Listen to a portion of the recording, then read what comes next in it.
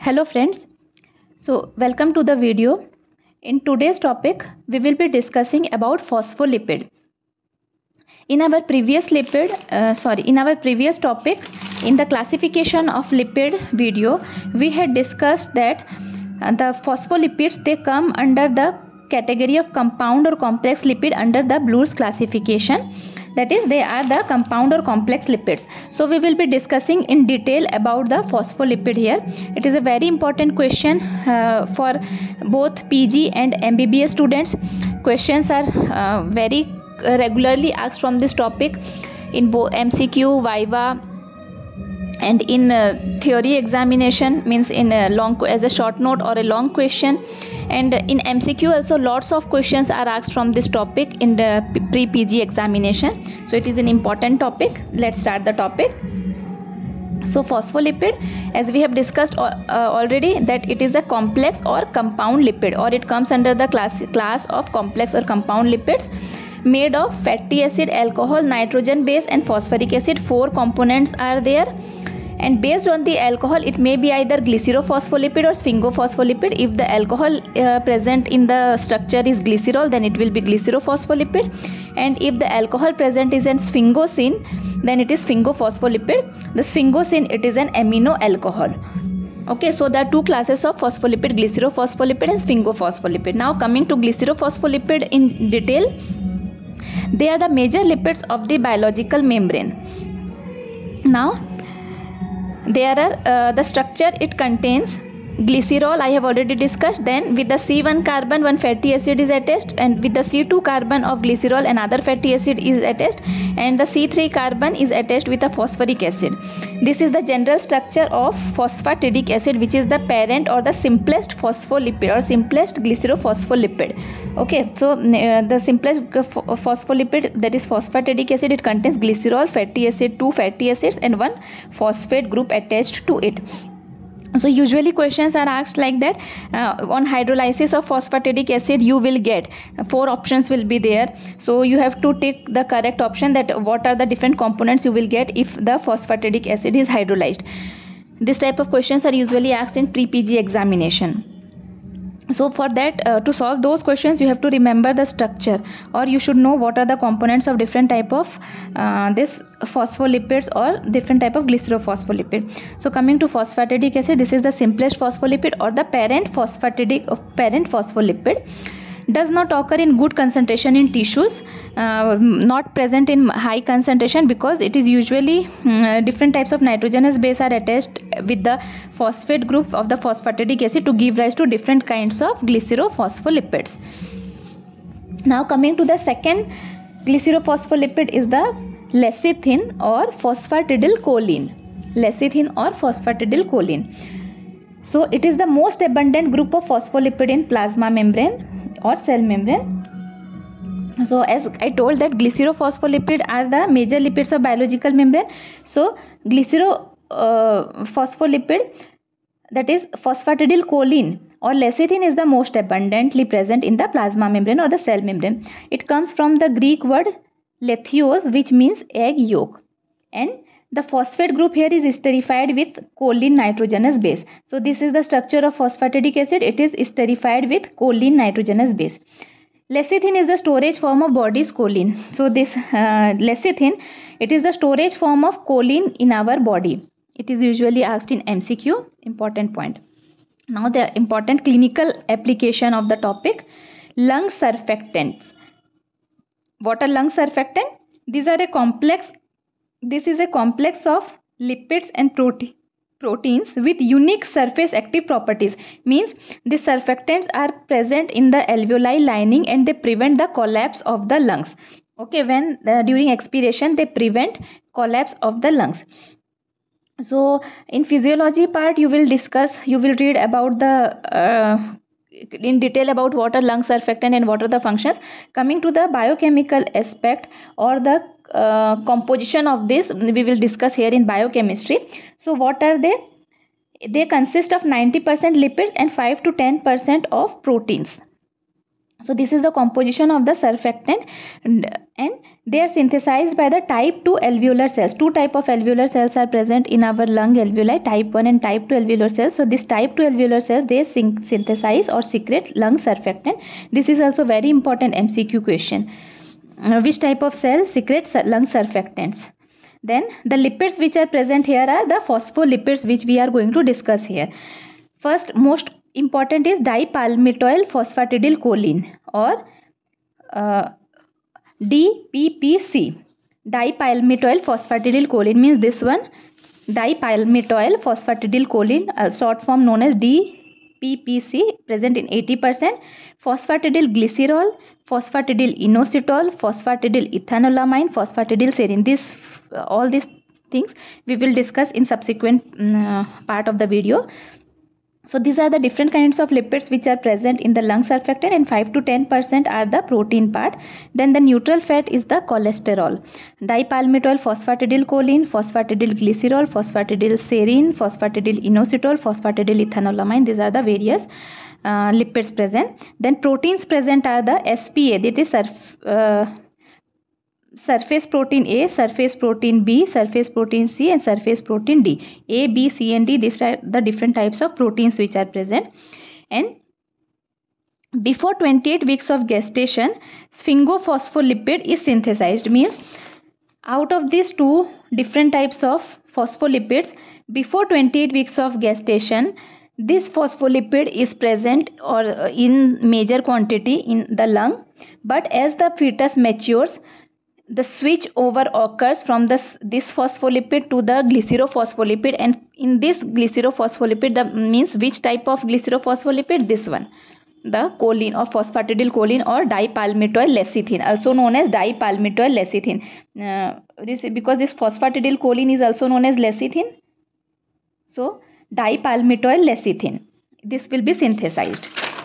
Okay, so this one is very important. L by S ratio, that is lecithin sphingomyelin ratio of the amniotic fluid, is an index of lung maturity.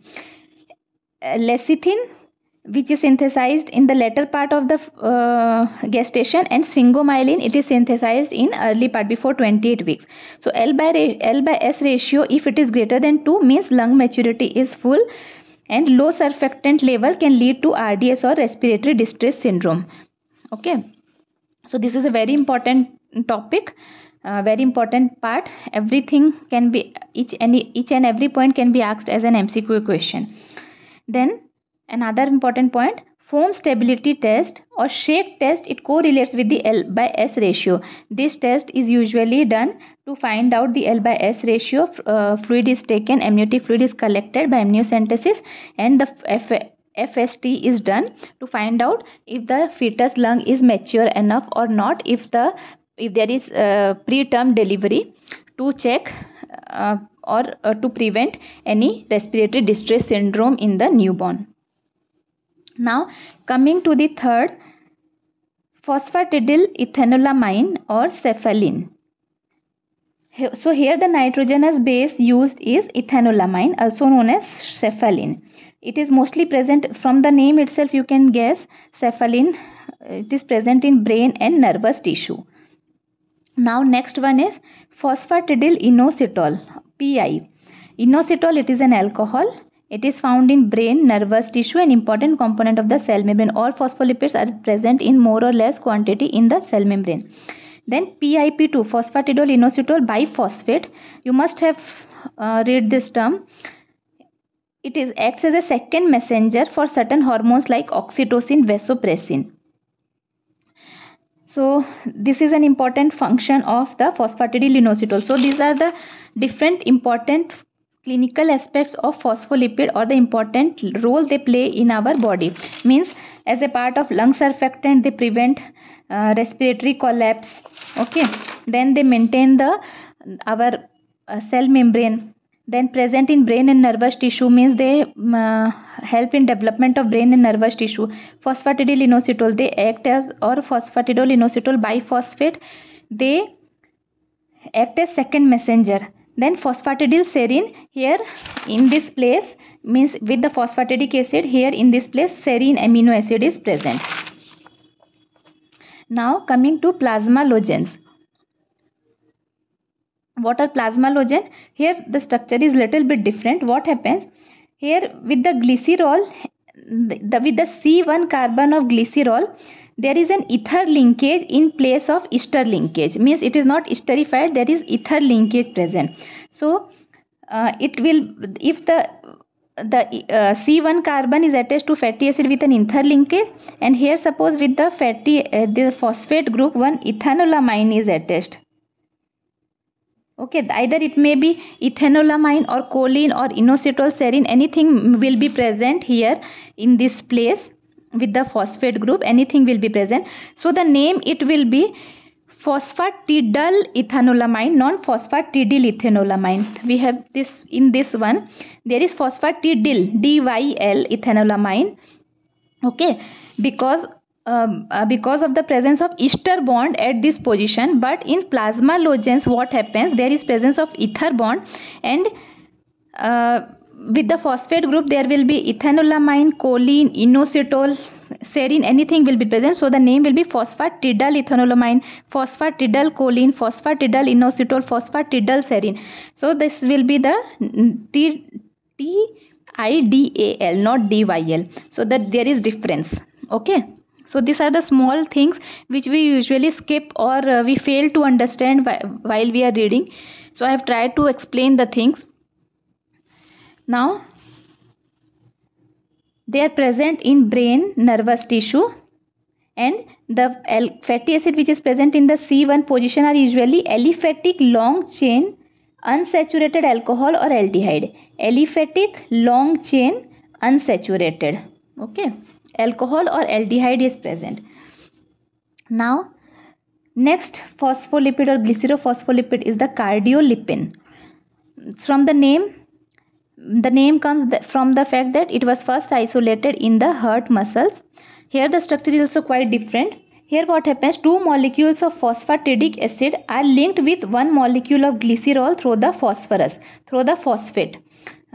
So this is the structure of cardiolipin. So one question was asked in MCQ in pre-PG examination, that on hydrolysis of cardiolipin what you will get? You will get two molecules of phosphatidic acid and one molecule of glycerol, and phosphatidic acid is made of one molecule of glycerol here also. So means complete hydrolysis will lead to the release of 3 molecules of glycerol. Okay, so like this the question can be modified, and it was quite tricky question. So 2 molecules of phosphatidic acid linked with 1 molecule of glycerol, but on hydrolysis the cardiolipin will lead to or give rise to 3 molecules of glycerol. Another important MCQ point here is it possesses antigenic property. And it is an important component of inner mitochondrial membrane, and we know that electron transport chain is present in inner mitochondrial membrane. So this cardiolipin also helps to maintain a very important process in our body, that is the electron transport chain. So we can say that lipids play a very important role in our body, and the phospholipid, in each and every type of phospholipid we are seeing that they are part of a very important, this phospholipid are part of an important part or important function in our body. Okay, now coming to sphingophospholipid, here there is no glycerol. Okay, there is no glycerol here. This in place of glycerol another amino alcohol is present, that is sphingosine. So what happens, one sphingosine and with one fatty acid attached to it with amide linkage. So this structure is known as ceramide. With sphingosine one fatty acid is attached at the C1 position by an amide linkage. This structure is known as ceramide, and with the ceramide suppose phosphorylcholine is attached, so it will be give rise to sphingomyelin or sphingophospholipid. This is the sphingomyelin. Sphingosine fatty acid and phosphorylcholine will be attached here. This will give rise to sphingomyelin. The enzyme which they are also the sphingomyelins, they are myelin. From the term myelin we know that myelin sheath is present in our nervous system. So from the name we can say that they are found in large amount in brain and in nervous tissue. The enzyme which degrades this bond between the ceramide and phosphorylcholine is the sphingomyelinase. This is very important enzyme because the deficiency of this enzyme give rise to a very grave or a serious medical condition known as Niemann-Pick disease. This is also very important question. We will discuss about it in detail here. It may be asked as a part of it may be asked in short note or in MCQ. They are very usually asked because there are a lot of glycogen storage disorders, lipid storage disorder, mucopolysaccharidosis, and different types of disorders are there. We will discuss in detail one by one in subsequent videos. So here we will discuss about Niemann-Pick disease. What is this? This is a lysosomal storage disorder. So question may be asked, different types of storage disorder may be given in four points or four these options, and may be asked which one of the following is lysosomal storage disorder or which is not a lysosomal storage disorder, anything like that. So the Niemann-Pick disease, this is an example of lysosomal storage disorder. There is deficiency of enzyme sphingomyelin. This was also asked in one of the MCQ examination, in one of the pre-PG examination. What deficiency of enzyme sphingomyelin, and it is a lipid storage disorder. The lipid get accumulated in the lysosome due to the deficiency of enzyme sphingomyelin. So there are four types of the sphingomyelin deficiency enzyme, that is A, B, C and D. What happens in A and B? There is sphingomyelinase deficiency due to mutation is in SMPD1 gene.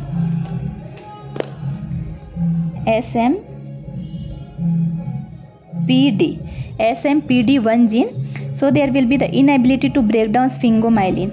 In type A and Niemann-Pick disease type A, there is complete deficiency, and NPDB, there is residual sphingomyelinase activity is present, means this is more severe form, this is less severe form of the disease. So what happens then? The sphingomyelin accumulates in the lysosome of macrophages and develop a characteristic lipid-laden appearance under microscope and are called foam cells. Okay. Now this sphingomyelin are also built up in other cell types in our body. So what are the signs and symptoms of the disease? Clinical features of NPDAR. This is usually life threatening, present early in life, means few weeks or first 3 to 4 months of life. The baby presents with the features like splenomegaly, hepatomegaly, jaundice, feeding difficulty, progressive loss of reflexes and muscle tone. A characteristic finding is the presence of cherry red spot in the macular region, and which affects the central vision. So MCQ may be asked, a clinical based question may be asked on this part, that a child presents, means early the first 1 to 2 months the child will be will be leading the milestone in a normal way, but after that the child will be lagging behind the milestones, and later on the child will be seen with hepatomegaly, splenomegaly, and loss of reflex will be there, cherry red spots in the eyes. So all these features, they will point towards the deficiency of enzyme sphingomyelinase. Then NPD type B, there is less severe and there is no neurological involvement will be there. The blood picture will be like this: the platelet count will be low, the WBC count will be low, lipid level will be raised, and the LFT will also be raised, and there will be slight hepatomegaly or splenomegaly will be present. Inheritance is autosomal recessive. This is also an important question, autosomal recessive mode of inheritance. So this is all about Niemann-Pick disease. Now type C and type D Niemann-Pick disease, they have normal sphingomyelinase, means there is no deficiency of the enzyme, but they exhibit impairment in the intracellular transport of the lipids for their degradation. So though the enzyme is present but the substrate is not present, they are not transported to the proper place where they need to be degraded, and hence they accumulate in the body. So they present also with splenomegaly, hepatomegaly, and also neurological involvement is there in type C. Now another clinical application is antiphospholipid antibody syndrome.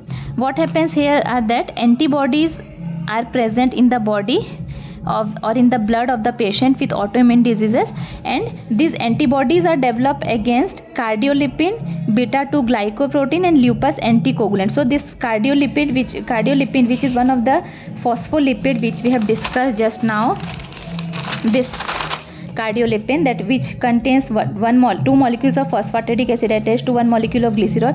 So if antibodies are developed against this, so they are known as antiphospholipid antibody syndrome. So these three are the different proteins or glycoproteins which are present in our body, for lipids, glycoprotein and lupus anticoagulants, against which these antibodies are formed, and usually seen in pregnancy period in the females. And presence of this antibody in the females during pregnancy can lead to miscarriage or eclampsia or preterm labor. So this is all about phospholipid in detail. And about the other lipids, that is, we will discuss about other type of complex lipid, glycolipid, lipoproteins in a further video. That's all for today. If you have any doubt, please let me know in the comment section, or if you want a video on any particular topic, do let me know. I will definitely make video on the topic. So that's all for today. Happy reading. Bye.